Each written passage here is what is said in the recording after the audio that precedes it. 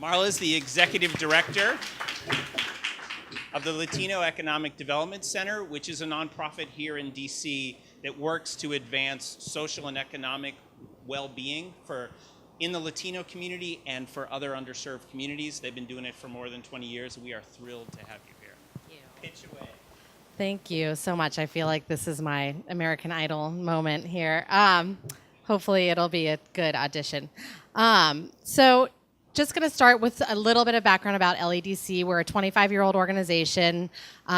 We are really here to help Latinos and other underserved communities in the district, as well as Metro DC and Baltimore City, to improve their financial position. We really feel like economic parity is the avenue to social justice, and so that's really how we focused our work, and we do that through asset building activities in the homeownership and small business development fields. So we serve over 4,000 clients a year through our 4 program areas, which are housing counseling, affordable housing preservation, small business development, which is basically technical assistance and training, and microlending. We've been a CDFI since 2003.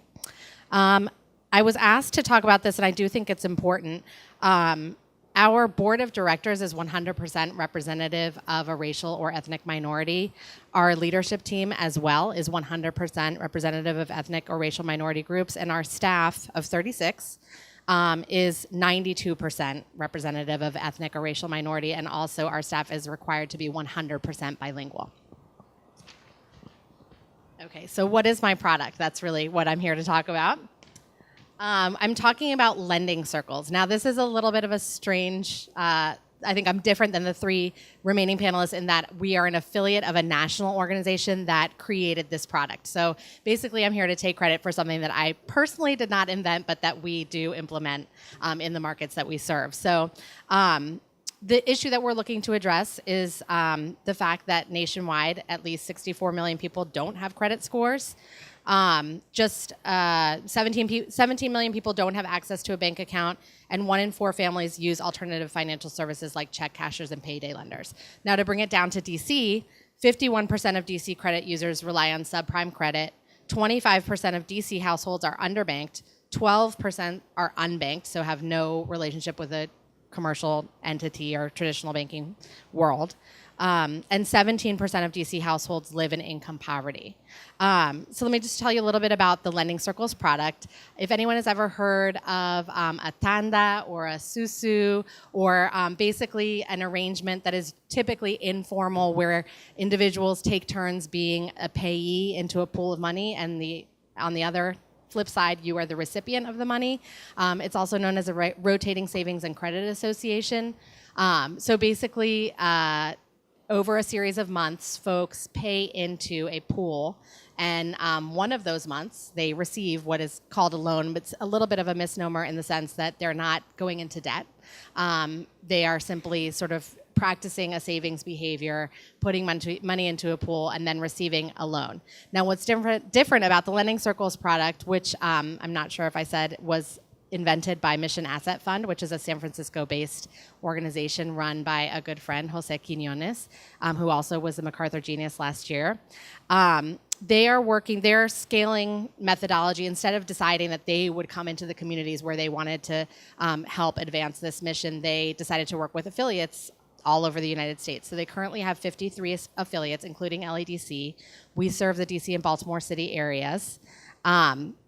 And what's different about this versus the typical village model is that it is entirely automated and they report to credit bureaus. So this is really a way for people to establish a credit score if they are credit invisible, or to improve a credit score if they have damaged credit. So basically, if you were to participate in a lending circle today, you would sign up, form a group. All participants are required to take financial literacy courses. They can choose 4 modules out of several that are most interesting to them. So it's whatever they feel is most relevant to them. And then they become a part of the group, and they either have their money auto-debited if they are or automatically withdrawn if they are the payee, or auto-deposited into their account if they are the recipient. So again, it's interest-free loans of up to $2,000. just to give you LEDC's experience so far, we've been doing this since 2015. We've run 12 circles that have provided 106 participants with $114,225 in loans, again, interest-free, and the capital is coming from the client, so this is not coming out of LEDC's loan fund.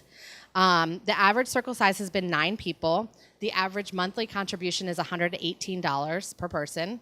And out of the 106 participants, we've only had 4 late payments in 2 years. 3 of those were between 30 and 59 days late, and only 1 was over 60 days late. I also have the national data. I don't know how I'm doing on time, but stop. Okay. Okay, I also have some stories, but I'll try to weave them into my panel portion. Thank you.